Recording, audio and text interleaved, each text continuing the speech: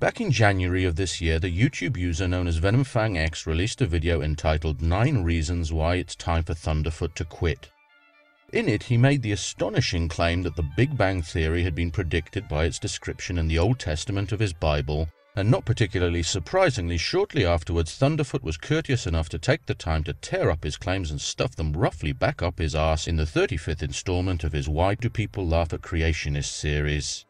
In that same episode, Thunderfoot challenged Venom, also known as Sean, to produce a single verifiable biblical revelation to scientific knowledge, and sometime later Sean returned with not one but 2 in his video Thunderfoot Serves Death. There he claimed that the discovery of ocean currents by Matthew Maury was scripturally inspired, and that the aseptic hand-washing techniques developed by Ignaz Semmelweis were in fact first described in the Old Testament. Predictably, Thunderfoot responded to these pungently ambitious claims with Why Do People Laugh at Creationists 36, where he once again helped Sean squeeze them back up where they came from.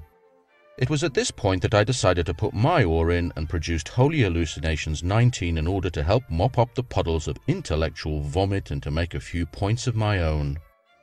In that video, I made the observation that his earlier assertion that the Bible contained a description of the Big Bang was somewhat at odds with the stance he'd taken on YouTube as a young Earth creationist before his leave of absence.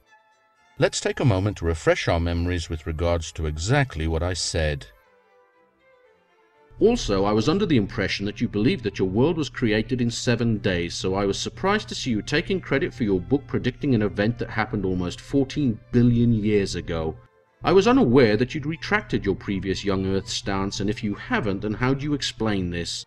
You're not lying your fucking face off just to feebly try and win a point rather than conducting an honest debate, are you, Sean? Because that wouldn't be very Christian now, would it?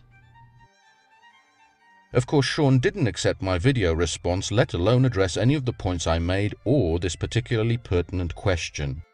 Over the course of the next few weeks, I also repeated the question directly to him 3 times in the comment sections of his and other people's videos, but he ignored them all and in some cases deleted them.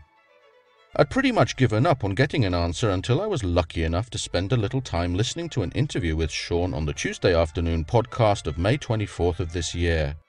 So with what I've just said in mind, I got somewhat excited when I heard the following. Well, let me ask you this. I recall you took a lot of your inspiration from Kent Hovind. Do you still see him as an inspiration, someone you follow, or has that changed at all? Have you moved towards the more kind of philosophical aspect of Christianity? To this day, I'm actually going up in a month from now to work with Eric Hovind in Pensacola to sort of, I don't know, I agree with what his dad did in terms of the creation versus evolution message. I actually became a Christian watching his videos. So Kent Hovind has a special place in my heart, and I watch his videos to this day. Now, I do know that there have been criticisms leveled against Kent Hovind, both on a personal level as well as regarding some of the information he presents in his seminar. But I think overall, particularly his seminar called Lies in the Textbooks, I agree with the vast majority of it. Kinda sounds like he answered the question for me, doesn't it? I think everyone would be hard-pressed after hearing that to argue that Venom's no longer a young Earther, but as if that wasn't enough to get my juices flowing, I almost pissed my pants in delight when I heard this.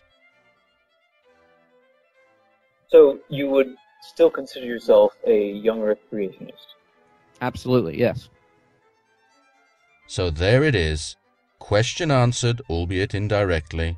Thank you, Sean, and if you're listening to this, I think it's clear now that you yourself didn't believe a word of what you said when you were trying to palm off your Big Bang Theory onto the gullible like a sleazy used car salesman.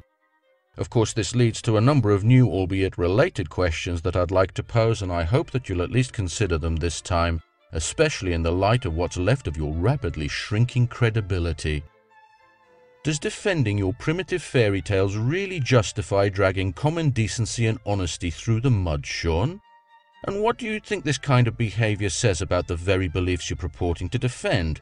Much less why they need to be defended in such an underhanded manner. How far will you go to defend those beliefs, Sean? How big a lie are you willing to tell on their behalf? And what does that speak to their true worth? What would you be willing to do, Sean? Anything?